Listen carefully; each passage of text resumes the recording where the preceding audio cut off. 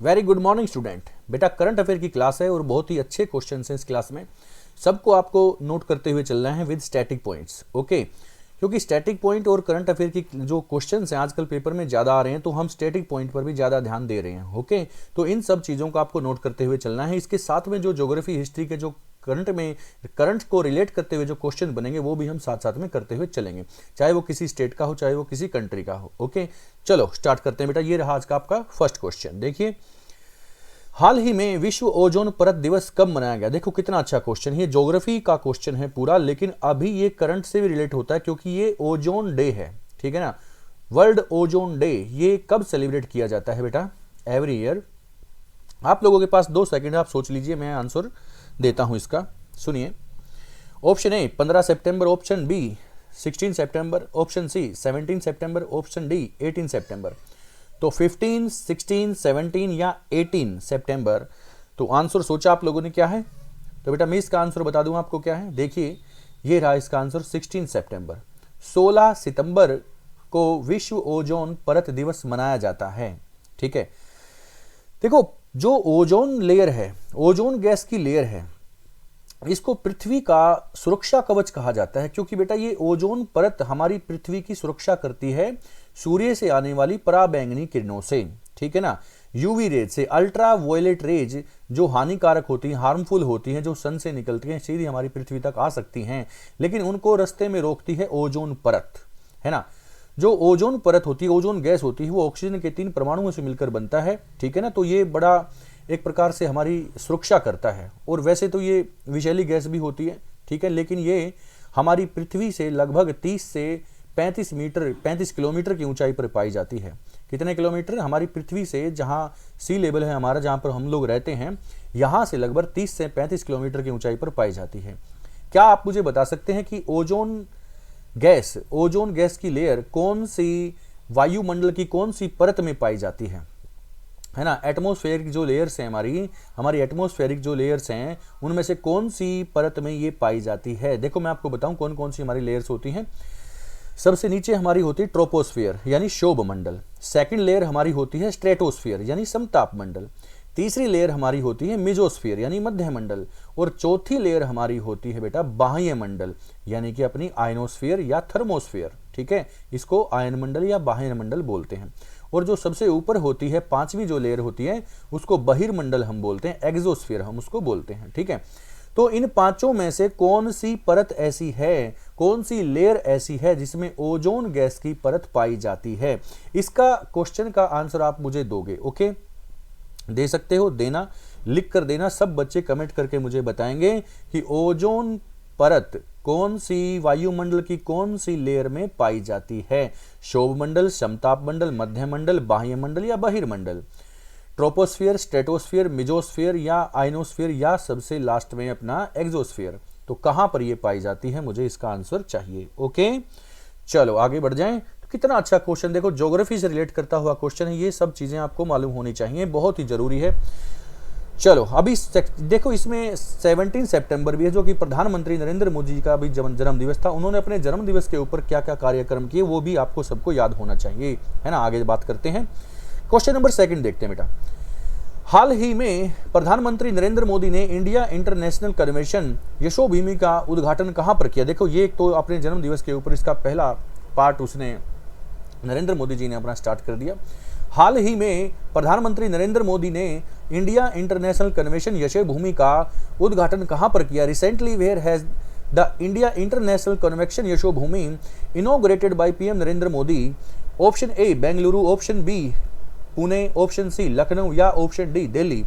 ये विश्व का सबसे बड़ा है बेटा, ये विश्व का सबसे बड़ा इंटरनेशनल कन्वेंशन यशोभूमि बना दी है, यानी कि मीटिंग हॉल्स है ये एक प्रकार से, तरह तरह की यहाँ पर मीटिंग्स वगैरह हो सकती हैं, ठीक है। तो ये कहाँ पर किया? ये किया है बेटा दिल्ली में, द्वारका में। आंसर क्या है? दिल्ली का द्वारका। कितना बड़ा है ये बहुत बड़ा है बेटा, ये लगभग 219 एकड़ में है। दोनों 219 एकड़ जमीन पर है ये। इतना बड़ा है, बहुत वर्ल्ड में इतना बड़ा ये एक प्रकार से मैदान, ये आप इसको कह सकते हो कि इसको इंटरनेशनल कन्वेंशन यशोभूमि, इसमें तरह तरह की मीटिंग्स के लिए, तरह तरह की एग्जीबिशन के लिए हैं ये चीज़ें, ठीक है ना। तो तरह तरह के एग्जीबिशन यहाँ पर लगा सकते हो, दुनिया का सबसे बड़ा बताया जाता है, ठीक है ना। तो समझ में आ गई बातें। चलो आगे बात करते हैं। ये दिल्ली के द्वारका में है, ध्यान रखना। ओके, क्वेश्चन नंबर 3, क्रिकेट का एशिया कप 2023 का खिताब किसने जीता? Who has won the cricket Asia cup 2023 title? तो बेटा जैसा कि आप इस पिक्चर में देख पा रहे हो कि टीम इंडिया इस पिक्चर में सेलिब्रेट कर रही है, तो आंसर इसका इंडिया ही हो गया। इंडिया ने फाइनल के मुकाबले में किसको हराया? श्रीलंका को हराया। इसमें विजेता कौन बना बेटा? विजेता बना इसमें इंडिया, और किसको हराया? श्रीलंका को हराया, और बहुत ही आसानी से श्रीलंका को हरा दिया। बहुत, ये तो कोई मुकाबला ही नहीं था, फाइनल मुकाबले में हमने बहुत आसानी से श्रीलंका को हराया। ये एशिया कप बेटा ये 2 साल में खेला जाता है। कितने साल में खेला जाता है? 2 साल में खेला जाता है। अब की बार इसका जो मुकाबला था पाकिस्तान श्रीलंका में खेला गया, तो इंडिया के जो मैच थे वो श्रीलंका में हुए, और इंडिया ने श्रीलंका को यहाँ पर बुरी तरह हरा दिया, और इंडिया इसमें अब की बार विजेता रहा। लेकिन इसी टूर्नामेंट में इंडिया कौन सी टीम से हार गया था? इंडिया इसी टूर्नामेंट में बांग्लादेश से हार भी गया था ना। तो लेकिन विजेता कौन बना? अभी इंडिया, किसको हराकर? श्रीलंका को हराकर। ओके, आगे बढ़ते हैं। क्वेश्चन नंबर 4, क्वेश्चन नंबर 4, 15 से 24 सितंबर तक दिव्य कला मेला कहाँ आयोजित किया जाएगा? Where will the Divya Kala Mela be held from 15 September to 24 September? तो ये कहाँ पर होगा बेटा? दिव्य कला मेला दिल्ली, मुंबई, इंदौर या वाराणसी? सोच लिया आप लोगों ने, दिल्ली, मुंबई, इंदौर या वाराणसी? बेटा ये होगा वाराणसी में। वाराणसी उत्तर प्रदेश में ये होगा। जैसा कि आपको नाम से लग रहा है दिव्य कला मेला, ये बेटा दिव्यांग बच्चों के लिए है, दिव्यांग प्रतिभाओं के लिए है। जो दिव्यांग होते हैं, दिव्यांग बोले तो जो अपाहिज होते हैं, हैंडीकैप्ड होते हैं, उनकी कला को निखारने के लिए, उनको प्रोत्साहित करने के लिए, उनको मोटिवेट करने के लिए है, ताकि वो भी कुछ आगे बढ़ चढ़कर हिस्सा लें और कुछ कर दिखाएं, है ना। तो जो हैंडीकैप्ड हैं वो भी अपने आप को ऐसा ना माने कि हम तो कुछ नहीं कर सकते, ऐसे ही रह गए। लेकिन देखो बहुत कुछ किया जा सकता है। अभी आप लोगों ने थोड़े से समय पहले जो लास्ट रिजल्ट था यूपीएससी का, उसमें देखा होगा कि एक हैंडीकैप्ड है जो कि कितने अच्छे नंबर से यूपीएससी उसने क्वालिफाई किया और आईएएस उसने बन के दिखाया है, जो कि पूरी तरह से हताश हो गया था, जीवन से हार चुका था। लेकिन उसने फिर सोचा मैं ऐसे भी कर सकता हूँ, पढ़ाई करनी है। पढ़ाई का कोई ऐसा नहीं होता बेटा, देखो पढ़ाई एक ऐसी चीज़ है जिंदगी भर जो आपका साथ देती है, और कैसे भी करके आप पढ़ाई कर सकते हो, ठीक है ना, उसकी कोई समय सीमा नहीं होती। तो उस बच्चे ने पढ़ाई की और ज़बरदस्त पढ़ाई की और यूपीएससी उसने क्लियर किया और अब एक आईएएस अधिकारी है, ठीक है।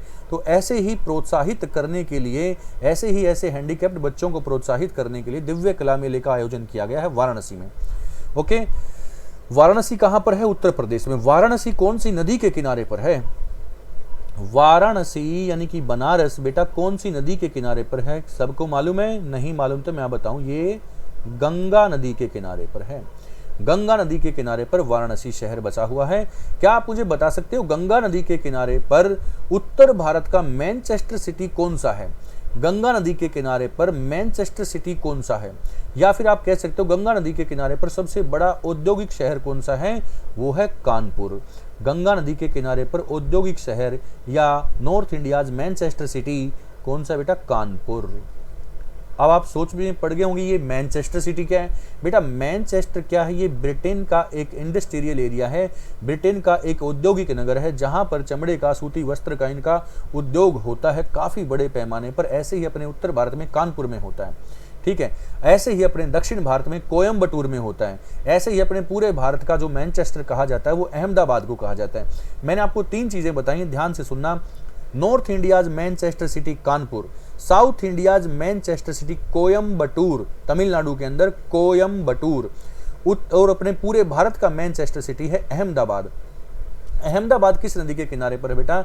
अहमदाबाद अपनी साबरमती नदी के किनारे पर है, गुजरात के अंदर, ठीक है। तो ये मैनचेस्टर सिटी से क्वेश्चन सीधे सीधे आ सकते हैं।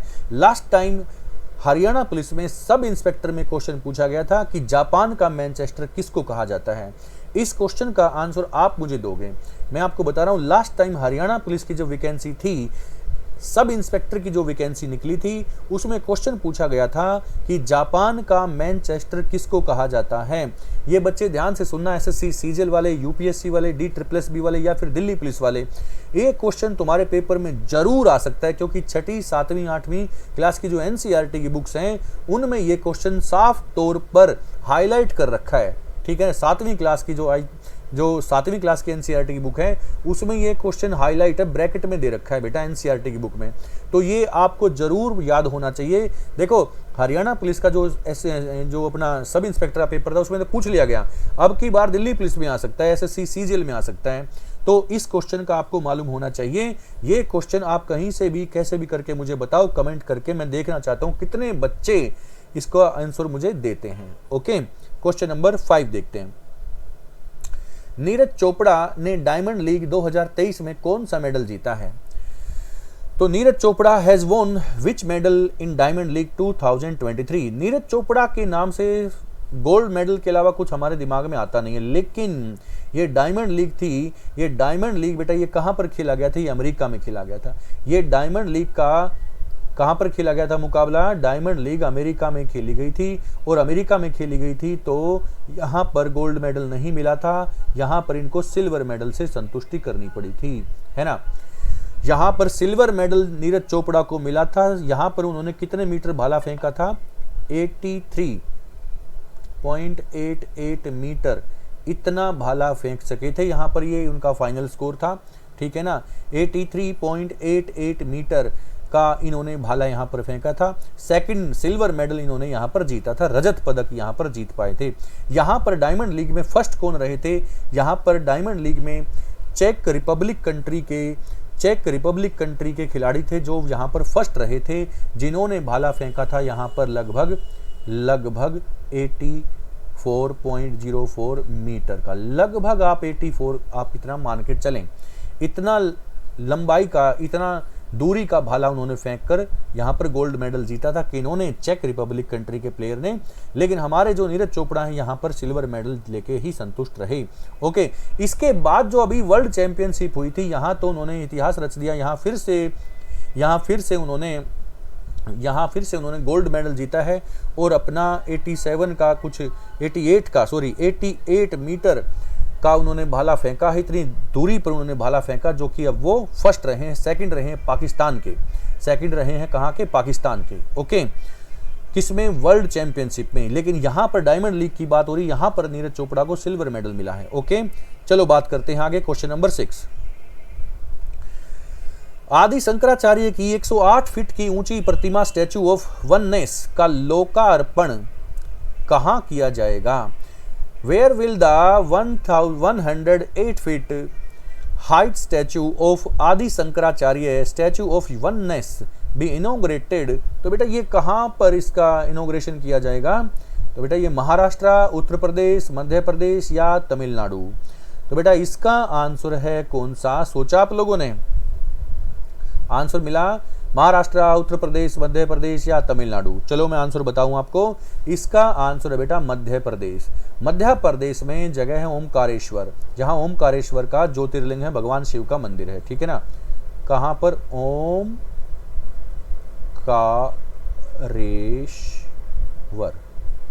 ओमकारेश्वर, ठीक है। ओमकारेश्वर में मध्य प्रदेश में स्टैचू, ये यहां पर इसका इनॉग्रेशन किया जाएगा मुख्यमंत्री शिवराज चौहान के द्वारा, ठीक है। तो बेटा ये बहुत इंपॉर्टेंट चीज़ें हैं, ये हमारे इंडिया में अभी जो कि बहुत जो हमारे जो फेमस व्यक्तित्व रहे हैं, चाहे वो हिंदू में हो, चाहे वो मुस्लिम में हो, किसी भी अन्य वो धर्म में हो, जो भी फेमस है, जिसने भी इंडिया का नाम रोशन किया है, जैसे भी हम निखर के आए हैं, किसी का कैसा भी योगदान रहा, उन व्यक्तियों का भी सम्मानित किया जा रहा है, उनकी मूर्तियाँ वगैरह लगाई जा रही हैं, है ना। तो ये आदि शंकराचार्य हैं जो कि बहुत इंपॉर्टेंट है हमारे हिंदुज़म में, सनातन में, तो उनकी मूर्ति का यहाँ पर अनावरण किया जाएगा मध्य प्रदेश के अंदर। ये बहुत ऊंची है, 108 फीट की है, ठीक है। मध्य प्रदेश में तो बहुत इंपॉर्टेंट चीज़ें आपको बनती है स्टैटिक पॉइंट में। सुनिए मैं एक बार बता दूं, फटाफट आपको बताऊं, जो बच्चे नए हैं, जो नए जुड़े हैं बच्चे, वो नोट कर लें पेन कॉपी लेकर। बहुत इंपॉर्टेंट पॉइंट्स मैं आपको बताऊंगा। मध्य प्रदेश के अंदर भारत में सबसे ज़्यादा वन क्षेत्र हैं, फॉरेस्ट एरिया मध्य प्रदेश में सबसे ज़्यादा है। मध्य प्रदेश को टाइगर स्टेट भी कहा जाता है बेटा। क्या कहा जाता है? टाइगर स्टेट मध्य प्रदेश को। मध्य प्रदेश में सबसे ज़्यादा नेशनल पार्क है, मध्य प्रदेश में सबसे ज़्यादा नेशनल पार्क है। कुछ नेशनल पार्क के मैं नाम आपको बताऊं, सुनिए। बांधवगढ़, कान्हा किसली, ठीक है, माधव, पन्ना, ठीक है, कौन सा? पन्ना, माधव, पन्ना, कान्हा किसली, बांधवगढ़, ठीक है। सतपुड़ा माउंटेन रेंज भी है और यहाँ पर नेशनल पार्क भी है। पन्ना जो कि हीरे की खान है, भारत में सबसे बड़ी हीरे की खान कौन सी है? पन्ना, मध्य प्रदेश में। और वहीं पर पन्ना में ये नेशनल पार्क भी है। मध्य प्रदेश में ही कुनो नेशनल पार्क है, कुनो, जहां पर चीते लाकर छोड़े गए थे नामीबिया से, जहां 9 चीतों की 9 जो चीते हैं उनकी डेथ वहां पर हो चुकी थी, ठीक है ना। कौन सा नेशनल पार्क है? कुनो, ठीक है। यहाँ पर पेंच नेशनल पार्क है, यहाँ पर पंचगनी है, यहाँ पर बहुत सारी नेशनल पार्क है। यहाँ पर वन क्षेत्र सबसे ज़्यादा है, इसको टाइगर स्टेट कहा जाता है। टाइगर प्रोजेक्ट यहाँ पर स्टार्ट किया गया था, है ना। टाइगर की संख्या बहुत ज़्यादा है। तो इतनी सारी चीज़ें हैं मध्य प्रदेश के अंदर। और नदियाँ देखो कौन कौन सी यहाँ से निकल जाती हैं, सुनिए ध्यान से। यहाँ पर विंध्याचल माउंटेन रेंज है बेटा, जहाँ से बहुत सारी नदियाँ यहाँ से निकलती हैं। सुनिए, नर्मदा नदी, सोन नदी, बेतवा नदी, चंबल नदी, शिप्रा नदी, केन नदी, सिंध नदी, ठीक है। फिर यहाँ सतपुड़ा माउंटेन रेंज है, जहाँ से निकल जाती है ताप्ती नदी। यहाँ पर जो विंध्याचल है, अमरकंटक, उसके नीचे छत्तीसगढ़ का एरिया आता है, वहाँ से सिहावा की पहाड़ियाँ हैं, सिहावा की पहाड़ियों से वहाँ से निकल जाती है महानदी। तो इतने सारे पॉइंट्स हैं मध्य प्रदेश के। मध्य प्रदेश में 2 मैं मंदिर आपको बता रहा हूँ, बहुत इंपॉर्टेंट है, सुनिए। एक तो 64 योगिनी मंदिर है मध्य प्रदेश के अंदर। जो हमारा ओल्ड पार्लियामेंट था, अपना संसद भवन था, अपना संसद भवन जो पुराना था, वो 64 योगिनी मंदिर की कॉपी था बेटा, ठीक है ना। 64 योगिनी मंदिर, जिसमें 64 कमरे थे या शिवलिंग बनाए गए थे 64 कमरों के अंदर, या फिर मंदिर कह सकते हो, ठीक है ना। तो बहुत इंपॉर्टेंट। वहीं पर खजुराहो मंदिर है बेटा। कौन सा? खजुराहो मंदिर भी वहीं पे। और वहां पर महाकालेश्वर मंदिर भी है उज्जैन में, ठीक है। उज्जैन किस नदी के किनारे पर है? शिप्रा नदी के किनारे पर है। शिप्रा किस नदी की सहायक नदी है? Shipra is the tributary of Chambal river, ठीक है ना। But Chambal river is the tributary of Yamuna river. और यमुना किसकी ट्रिब्यूटरी? यमुना गंगा की ट्रिब्यूटरी। देखो सारी चीजें जुड़ी हुई हैं। शिप्रा सहायक नदी है चंबल की, चंबल सहायक नदी है यमुना की, और यमुना सहायक नदी है गंगा की। तो इतनी सारी चीजें मैंने आपको बताई हैं। मध्य प्रदेश में सबसे ऊंची पर्वतीय चोटी है सद्भावना, highest mountain peak of Madhya Pradesh on Vindhyachal mountain range, सद्भावना पीक, ठीक है, सबसे ऊंची चोटी, ठीक है। आगे बढ़ते हैं, इतने सारे पॉइंट्स हैं मध्य प्रदेश के। चलो क्वेश्चन नंबर 7। टाटा स्टील किस देश में 1.25 अरब यूरो का निवेश करेगा? In which country will Tata Steel invest 1.25 billion euros? तो बेटा टाटा स्टील अभी हाल ही में चर्चा में रहा, फ्रांस, ब्रिटेन, यूएसए, रसिया। तो कौन से देश में अपना अब ये टाटा स्टील इन्वेस्ट करेगा? तो बेटा ये करेगा ब्रिटेन के अंदर। कहाँ पर करेगा? ब्रिटेन के अंदर। बहुत अच्छा पॉइंट है। ब्रिटेन के अंदर ये टाटा स्टील अपना इन्वेस्ट करेगा, वहाँ पर अपना कार्य करेगा। ओके, फैक्ट्री वगैरह लगाएंगे। तो सुनिए, ब्रिटेन का सबसे बड़ा शहर है कौन सा? लंदन। देखो स्टैटिक पॉइंट आपको बता रहा हूँ। ब्रिटेन का सबसे बड़ा शहर कौन सा है? लंदन। लंदन किस नदी के किनारे पर है? लंदन है थेम्स नदी के किनारे पर। कौन सी? थेम्स नदी के किनारे पर लंदन। और लंदन बेटा पूरे यूरोप का ही सबसे बड़ा शहर है, पूरे यूरोप का ही सबसे बड़ा शहर है लंदन। लंदन की गंगा कहा जाता है थेम्स रिवर को, ठीक है। देखो ब्रिटेन और फ्रांस के बीच में, ब्रिटेन और फ्रांस के बीच में कौन सा समुद्र है? आप मुझे बता सकते हैं? ब्रिटेन और फ्रांस के बीच में कौन सा समुद्र है? ये क्वेश्चन 2 साल पहले एसएससी में पूछा गया क्वेश्चन है। आप क्या आप मुझे बता सकते हैं? ब्रिटेन और फ्रांस के बीच में कौन सा समुद्र है? सी एरिया का नाम बताना है। तो कौन सा समुद्र है ब्रिटेन और फ्रांस के बीच में, जिसको तैरकर पार किया था आरती साहा ने, ठीक है, मिहिर सेन ने। फर्स्ट इंडियन जो थे वो मिहिर सेन थे, और लड़कियों में कौन थी? आरती साहा, ठीक है, जिसको तैरकर पार किया था। तो कौन से समुद्र को तैर के पार किया हमारे इंडियंस ने, जो कि बीच में है फ्रांस और ब्रिटेन के? इसका आंसर आप मुझे दोगे। ओके, क्वेश्चन नंबर 8 देखते हैं बेटा। हाल ही में विश्व बैंक ने कौन से राज्य को फंड दिया है वहाँ की सुरक्षा बढ़ाने के लिए। तो देखो बेटा, ये जो विश्व बैंक है, वर्ल्ड बैंक का हेड ऑफिस किधर है? ये यूएसए के अंदर है। वर्ल्ड बैंक का हेड ऑफिस किधर है बेटा? ये यूएसए के अंदर। इसके हेड कौन बन गए हैं? अजय बंगा। अजय बंगा, ये मैंने आपको करंट में पढ़ा दिया था बेटा। ओके, अब सुनिए, ये किस को, कौन से राज्यों को फंड दिया गया है? कर्नाटक, केरला, उड़ीसा या तमिलनाडु? तो बेटा इसका आंसर है उड़ीसा। उड़ीसा को फंड दिया गया है, ओडिशा को फंड दिया गया है। अब ओडिशा से तो बहुत सारे स्टैटिक पॉइंट और भी बन सकते हैं ना। सुनिए, ओडिशा की सबसे लंबी नदी कौन सी बेटा? ओडिशा की सबसे लंबी नदी है महानदी। कौन सी नदी है? महानदी। महानदी पर भारत का सबसे लंबा डैम है कौन सा? लॉन्गेस्ट डैम ऑफ इंडिया कौन सा? Hirakud. Hirakud dam, India's longest dam Hirakud dam on Mahanadi river in Odisha. Mahanadi के किनारे यहां सबसे बड़ा शहर है बेटा कटक। कौन सा शहर है? कटक। महानदी के किनारे सबसे बड़ा शहर है कटक। ओके, ओडिशा की दूसरी सबसे लंबी नदी है ब्रह्माणी। कौन सी? ब्रह्माणी, यहां पर दूसरी सबसे लंबी नदी है। ओडिशा में जो मंदिर हैं, जो टेम्पल्स हैं, वो सुनिए बेटा, Jagannath temple, Lingaraj temple, Konark temple. सुनिए, मैं फटाफट फिर से बोल रहा हूं, Jagannath temple, Konark sun temple, Konark कौन सा मंदिर है? सूर्य मंदिर है, और लिंगराज टेम्पल, ये 3 मंदिर हैं उड़ीसा के अंदर। ओडिशा की भाषा है उड़िया, और ओडिशा का जो नृत्य है, जो अपना क्लासिकल डांस, फोक डांस है, वो है ओडिसी। ओडिसी, ठीक है, उड़िया वहां पर भाषा है। तो इतने सारे पॉइंट्स हैं उड़ीसा के अंदर। ओके, क्वेश्चन नंबर 9, हाल ही में कौन से देश से भारत ने 12 Sukhoi Su-30 MKI fighter plane खरीदने का फैसला किया? Recently from which country has India decided two by 12 Sukhoi 12 Sukhoi? देखो यहाँ 1212 लिखा है, यहाँ पर ओनली आप 12 करोगे, यहाँ पर 12 ही करना है आपको, 12, ठीक है, 12 सुखोई Su-30 फाइटर प्लेन खरीदने का फैसला किया अभी हमने। तो ये पहले आपको देखो, ये मालूम होगा कि कौन से जहाज, कौन से हेलीकॉप्टर हमने कौन से देश से खरीदे। अब सुनिए बेटा, हमने ये 12 सुखोई खरीदने का फैसला किया है कहाँ से? रसिया से। तो 12 सुखोई फाइटर प्लेन हम खरीदेंगे रसिया से। लेकिन ये भी आपको मालूम होना चाहिए कि हमने फ्रांस से क्या खरीदा था? हमने फ्रांस से राफेल फाइटर प्लेन खरीदे थे। कौन से? राफेल। याद है? यहाँ भूल गए, जिस पर बड़ा विवाद था, जिस पर बोला गया था कितने महंगे खरीदे हैं, इतना पैसा लुटा दिया है मोदी सरकार ने, इतना बोला गया था राफेल पर। 36 राफेल प्लेन हमने यहाँ से खरीदे हैं, ठीक है। यूएसए से हमने खरीदे थे बेटा चिनूक हेलीकॉप्टर। कौन से? चिनूक हेलीकॉप्टर हमने कहां से खरीदे थे? यूएसए से।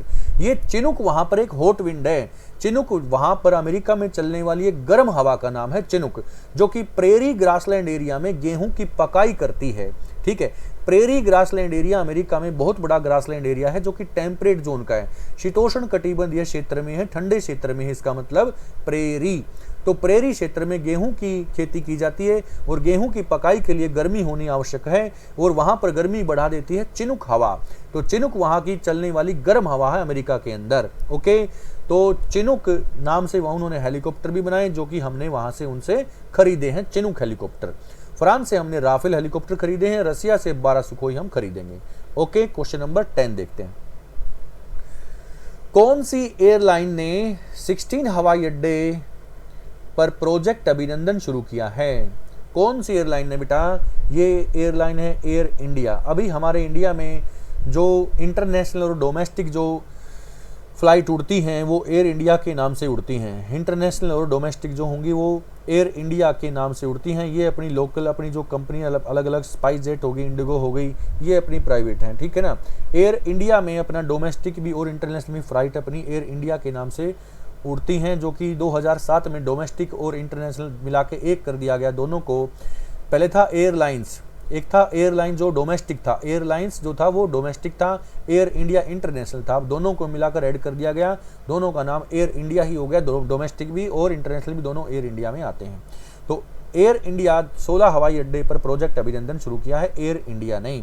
ओके, चलो इसके एयरपोर्ट वगैरह आप याद कर लेना। जैसे कि मैं आपको बताऊं, जैसे सबको मालूम है इंदिरा गांधी एयरपोर्ट कहाँ पर है, दिल्ली में है। लाल बहादुर शास्त्री हवाई अड्डा कहाँ पर है, उत्तर प्रदेश में है।